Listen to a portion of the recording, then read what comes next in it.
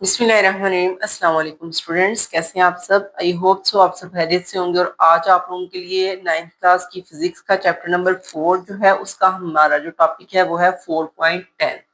अच्छा, ये जो टॉपिक है ना 4.10, ये पिछले ही टॉपिक को लेके चल रहा है क्योंकि आपका जो पहले का टॉपिक था ना वो था इक्विलिब्रियम के हवाले से। ठीक है, आपने इक्विलिब्रियम के बारे में पढ़ा, उसके बाद आपने इक्विलिब्रियम की जो है ना वो दो टाइप्स पढ़ी थी जिसमें आ जाते हैं स्टैटिक्स एंड डायनामिक इक्विलिब्रियम। अच्छा, ये जो चीजें मैं अभी बताने लगी ना इनको वन बाय वन राइट कर लें। सबसे पहले आपने राइट करना है कि इक्विलिब्रियम की टाइप्स कितनी हैं, दो। ठीक है, दो टाइप्स है, मैं आपको साथ साथ बताती हूँ आपने कैसे राइट करना है। ठीक है, ये रफ पेज पे राइट कर लें ताकि आपको याद रहे कि टाइप्स इसकी हैं दो। दो टाइप्स हैं, आगे दोनों के नाम राइट कर लो कॉमा लगा के। एक का नाम है हमारे पास स्टैटिक और एक का नाम है जी डायनामिक।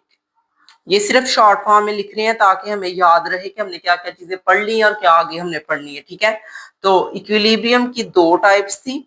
यहाँ पे जो है ना मैं साथ लिख भी देती हूँ ताकि आपको याद भी रहे कि हमने क्या याद किया। ये रिवीजन के तौर पे हम जो है ना रफ वर्क में इस तरह लिख लेते हैं। मैं ऐसे ही याद करती थी जब भी करती थी कि हम ना एक पेज पे शॉर्ट टर्म्स लिख लेते थे कि हमने ये पढ़ लिया है और आगे ये पढ़ना है। ठीक है, तो इक्विलिब्रियम हमने पढ़ लिया, उसकी हमने टाइप्स पढ़ ली थी। दो टाइप्स थी, एक थी स्टैटिक इक्विलिब्रियम, एक थी डायनामिक इक्विलिब्रियम। इसके बाद आगे हमने पढ़ी थी इसकी कंडीशंस। तो सेकंड जो इसी का टॉपिक है उसमें आती है कंडीशंस। और कंडीशंस में भी आपके पास दो कंडीशन थी। ठीक है, first condition of equilibrium and second condition of equilibrium. ठीक है, तो फर्स्ट एंड सेकंड दो हमारे पास इसकी कंडीशन थी। ठीक है, इसके बाद अगला जो आज आपका टॉपिक है ना आज का, उसको जरा मैं आपको दिखाती हूँ। ये देखिए, आज के टॉपिक में ना हमारे पास इसकी स्टेट्स हैं। स्टेट्स कहते हैं कि इसकी कितनी कितनी किस्म की हालतें हो सकती हैं इक्विलिब्रियम की। तो तीन तरह की इसकी हालतें हो सकती हैं। एक होती है स्टेबल, जैसे आपने अगर एक पानी का ग्लास रखा है तो वो फिलहाल स्टेबल कंडीशन में है। अगर आप उसको थोड़ा सा छेड़ देते हो तो वो थोड़ी देर बाद दोबारा ही अपनी पोजीशन वैसे ही अटेन कर लेता है, उसी पोजीशन पे दोबारा आ जाता है। वो होती है किसकी? स्टेबल की। उसके बाद इसका एक और हमारे पास नाम आएगा, वो नेक्स्ट पेज पे है यहाँ पे, अनस्टेबल इक्विलिब्रियम।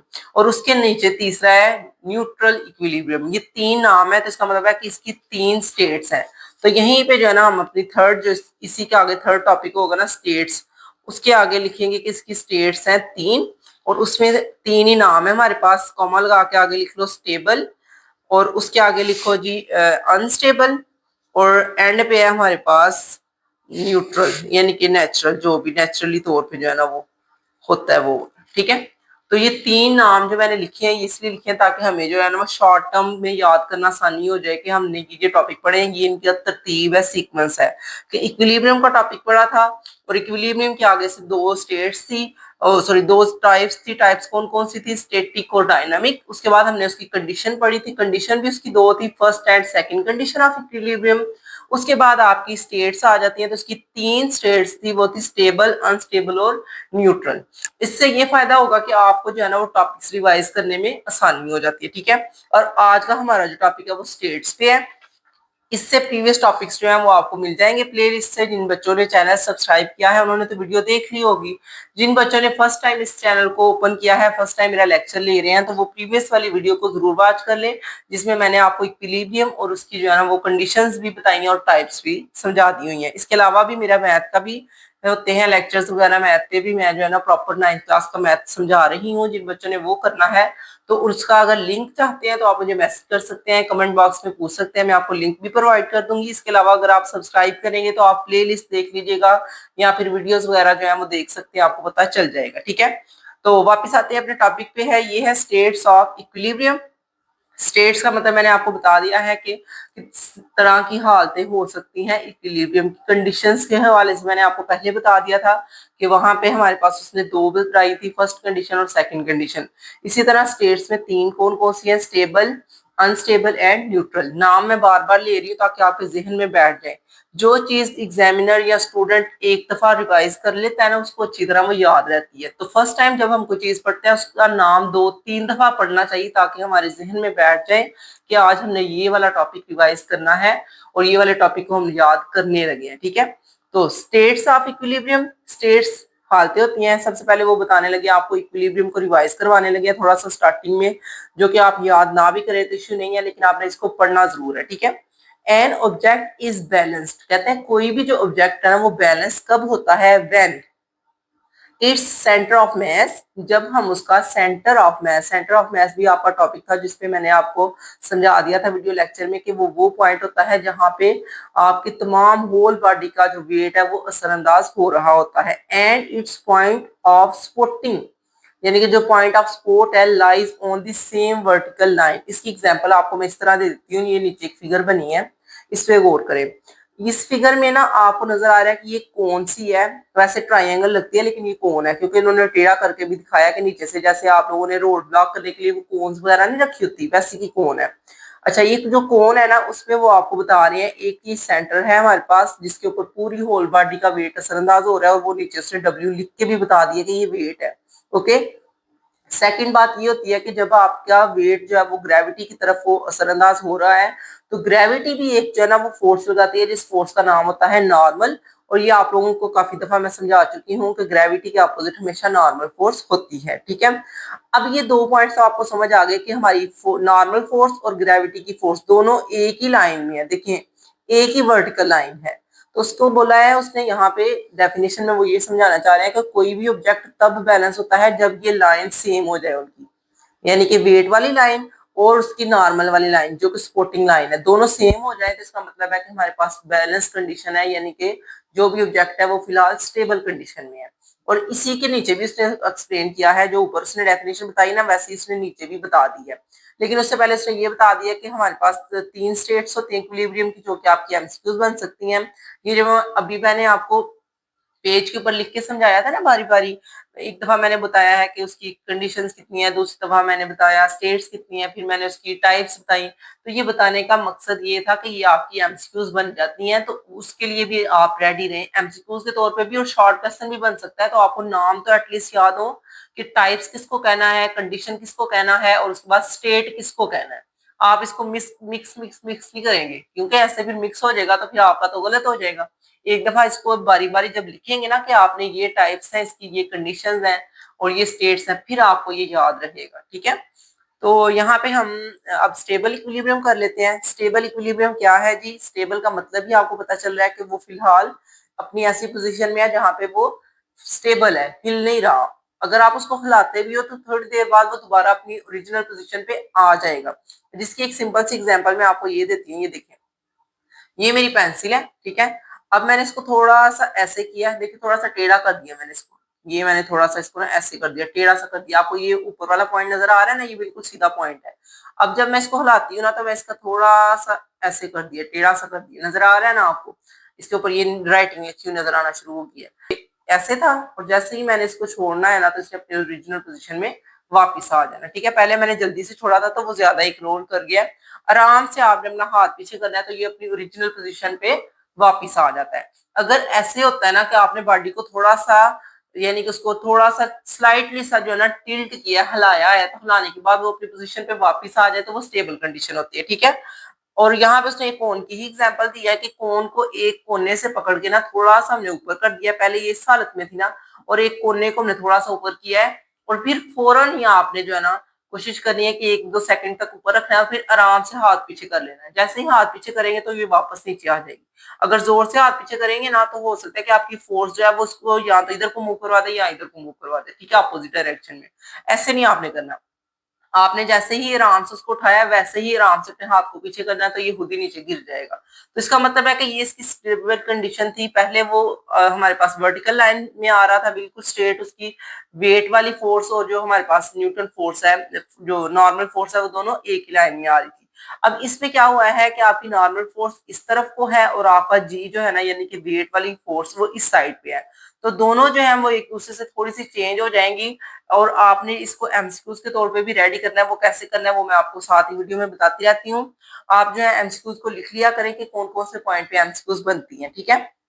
तो ये थ्री कंडीशन या थ्री स्टेट्स के हवाले से मैंने आपको बता दिया। उसके बाद आपका ये आ जाता है, a body is said to be in a state of stable equilibrium, यानी कि किसी भी बॉडी को आप स्टेबल इक्विलिब्रियम में कहोगे if after a slight tilt, यानी कि थोड़ा सा आपने उसको छेड़ा है, थोड़ा सा आपने फोर्स लगा के उसको ऊपर कर दिया है, it come back to its original position, तो वो वापस अपनी ही ओरिजिनल पोजीशन में आ जाएगा। ठीक है। इसमें अब आपने याद कौन कौन से पॉइंट करने हैं, नीचे काफी कुछ उन्होंने लिखा है तो ये आपने याद नहीं करना। जो चीजें आपने याद करनी है वो यहाँ पे है। ठीक है। तो अगर तो लॉन्ग क्वेश्चन आता है तो फिर आपने क्या करना है कि आपने हर एक स्टेप को लिखना है। उसमें स्टेप क्या होंगे, सबसे पहले आपने ये वाली लाइन लिखनी है जो मैंने ऊपर मार्क की है, क्योंकि ये लॉन्ग क्वेश्चन के तौर पे भी मोस्ट इंपोर्टेंट है। इसके अलावा यहाँ से एमसीक्यूज भी पूछी जा सकती हैं। और शॉर्ट क्वेश्चन तो वैसे ही आपने थ्रू आउट सारे चैप्टर से करने होते हैं, क्योंकि शॉर्ट क्वेश्चन का पता नहीं चलता, कभी वो चैप्टर के अंदर से ऐड कर देते हैं, कभी जो है वो लास्ट वाले जो हमारे होते हैं ना शॉर्ट क्वेश्चन वहां से ऐड कर लेते हैं। तो हमने तो हर लिहाज से ही अपने आप को प्रिपेयर करना होता है, तो इसलिए फिर हम ये करेंगे कि हम जब लॉन्ग क्वेश्चन लिखेंगे तो पहले ये वाला पॉइंट लिखेंगे, देन बताएंगे उसकी 3 स्टेट्स होती हैं। पहली स्टेट का नाम ये है, दूसरी का अगले पेज पे है और तीसरी का उससे नीचे लिखा हुआ है, ठीक है। देन आपने क्या करना है, देन आपने यहाँ पे उसकी डेफिनेशन राइट करनी है स्टेबल इक्विलिब्रियम की। एंड आपने जो है ना एग्जाम्पल लिख के तो ये फोटो बना देनी है, जो भी डायग्राम्स को कहते हैं आप, ठीक है। एंड देन आपने क्या करना है, आपने एक्सप्लेनेशन में ये वाला पॉइंट राइट करना है कि as to try to push over a cone slightly, यानी कि आप थोड़ा सा इसको ऊपर करने की कोशिश करते हैं, its centre of gravity is rise. ये आपने याद रखना है, ये आपकी एमसीक्यू है। मैंने आपको बताया ना, साथ साथ ये एमसीक्यू बताती जाती हूँ और आप लोग जो है ना इसको मार्क करते जाएं, ठीक है। तो centre of gravity is rise but it still remain above the base of cone. कहते हैं कि बेशक ये थोड़ा सा इसका ग्रेविटी का पॉइंट ऊपर हो जाएगा। देखो ये लाइन बिल्कुल स्ट्रेट नहीं आती, ये इधर आना चाहिए था तो पर थोड़ा सा ऊपर हो गया। तो सेंटर ऑफ ग्रेविटी जो है वो थोड़ा सा राइज हो जाएगा, यानी कि इंक्रीज हो जाएगा, बढ़ जाएगा, but it still remain above the base of cone. लेकिन वो बेस के बिल्कुल ऊपर है। ये हमारी बेस थी ना सारी, ये कोन की सारी बेस है, तो बेस के ही ऊपर है, वहां से कहीं भी मूव नहीं करके गया, ठीक है।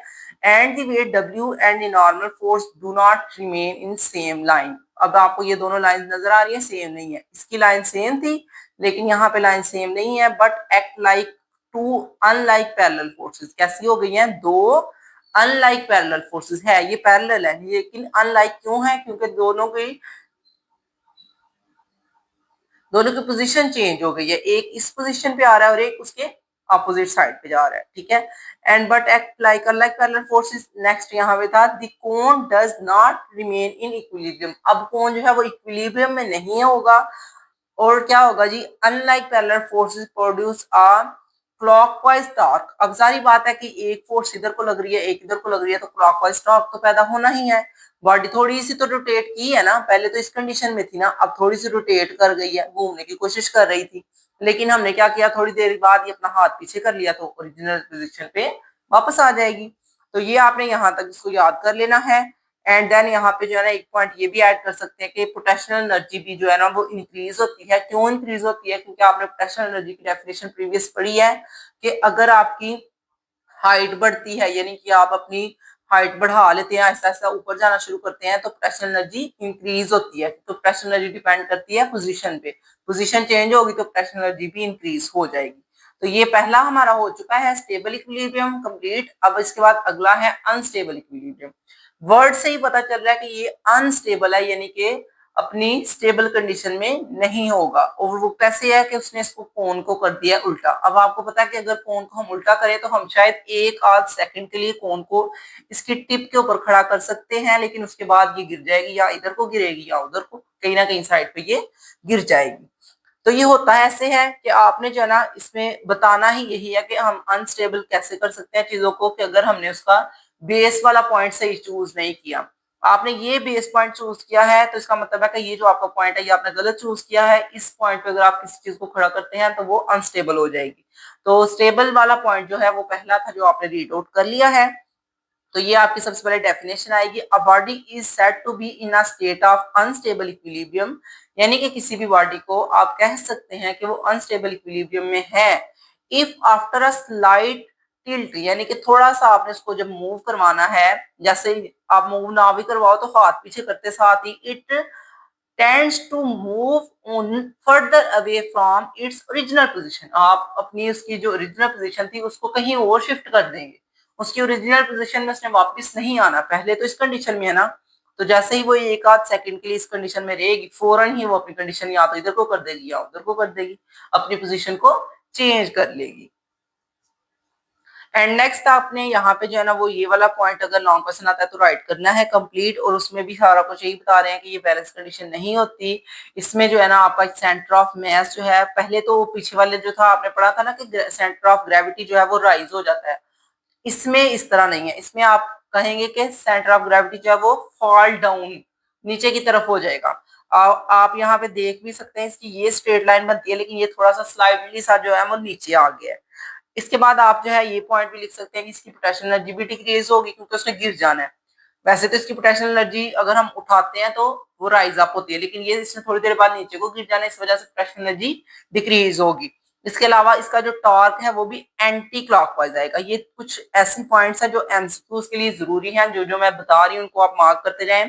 फॉल डाउन वाला पॉइंट भी याद रखना है कि सेंटर ऑफ मास जो है वो सेंटर ऑफ ग्रेविटी जो है वो फॉल डाउन होता है, पोटेंशियल एनर्जी डिक्रीज होती है एंड जो है वो एंटी क्लॉकवाइज टॉर्क पैदा होता है। ठीक है, और इससे प्रीवियस जो था वो इसके अपोजिट था, इसमें सेंटर ऑफ ग्रेविटी राइज हुआ था, पोटेंशियल एनर्जी इंक्रीज हुआ था और इसके अलावा जो है हमने क्लॉकवाइज टॉर्क पैदा हुआ था। ये टॉर्क वाली लाइन जो है वो यहाँ पे होगी क्लॉकवाइज टॉर्क, ये देखिए क्लॉकवाइज टॉर्क पैदा हुआ था। ठीक है, तो ये कुछ टिप्स होती हैं जो कि आपने याद रखनी होती हैं। इन टिप्स से आप जो है ना वो अच्छी तरह पैराग्राफ को याद कर सकते हैं।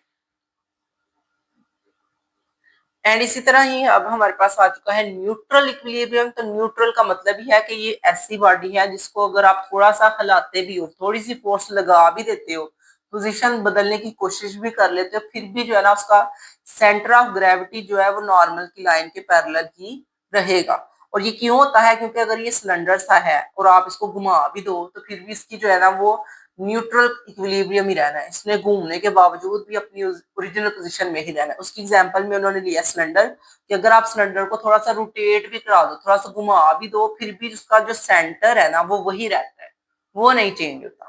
और ना ही इसने गिरना है, क्योंकि ये है इस तरह का सिलेंडर सा बना हुआ है, इससे गिर के फिर से वहां पे ही थोड़ा सा रोल होकर गोल ही है, दोबारा वैसे ही हो जाना है। उसके नीचे उसने एक बॉब सा दिया हुआ है, वो भी उसी की एग्जाम्पल है, बॉल समझ लें या बॉब समझ लें। और अगर कोन की यहाँ पे उसने एग्जाम्पल दी है तो वो भी बता रहे हैं कि अगर इस तरह अगर आपने कोन को लौटाया हुआ है तो बेशक आप थोड़ा सा उसको रोटेट भी करवा दो, फिर भी उसका सेंटर जो है वो वहीं पे ही रहेगा। और यही वो यहाँ पे बताने लगे हैं। A body is in a neutral equilibrium if it come to rest in its new position, यानी कि थोड़ा सा पोजीशन बदलने के बाद वो रेस्ट की हालत में आ जाता है after disturbance without any change in centre of मास। मैंने आपको बताया था ना इसका सेंटर चेंज नहीं होता। ठीक है, तो सेंटर बदलना नहीं है और यही न्यूट्रल इक्विलिब्रियम है।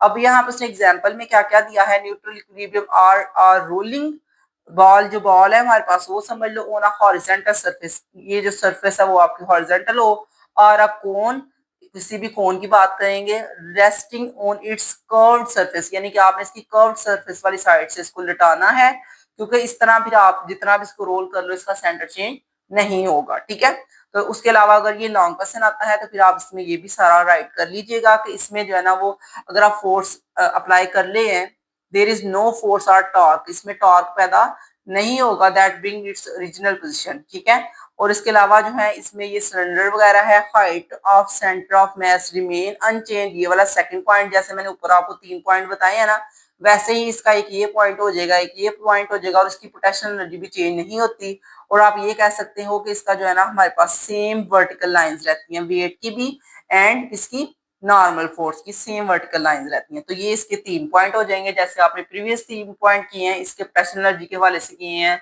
या फिर उसके ग्रेविटेशनल जो पॉइंट था उसका जी का पॉइंट वो अप एंड डाउन के हवाले से किए थे, उसी तरह इसका ये कर लेंगे कि इसका ये पॉइंट चेंज नहीं होना, अनचेंज है, और वर्टिकल लाइंस आपकी पैरेलल आ जाती हैं, उसके अलावा टॉर्क जो है वो फोर्स पैदा नहीं हो रही। ठीक है, तो ये हमारे हो चुके हैं कंप्लीट स्टेट ऑफ इक्विलिब्रियम के तीनों आगे से पॉइंट्स। इंशाल्लाह नेक्स्ट वीडियो में मैंने आपको इम्प्रूवमेंट बतानी है स्टेबिलिटी की, कि कैसे आप स्टेबिलिटी को इम्प्रूव कर सकते हो, बढ़ा सकते हो। एंड नेक्स्ट जो है आगे ही स्टेबिलिटी का ही चलता जा रहा है कि एप्लीकेशन कौन कौन सी है स्टेबिलिटी की, ये इक्विलिब्रियम के ही रिलेटेड है, इसलिए इसके नीचे उन्होंने राइट किया हुआ है। इंशाल्लाह नेक्स्ट वीडियो में आपको कंप्लीट करवा दिया जाएगा। अगर आप न्यू स्टूडेंट है, फर्स्ट टाइम वीडियो को वॉच कर रहे हैं, तो वीडियो को लाइक कर दें, चैनल को सब्सक्राइब कर दें, ताकि नेक्स्ट वीडियोस भी आप तक पहुंचती रहे। अल्लाह हाफिज।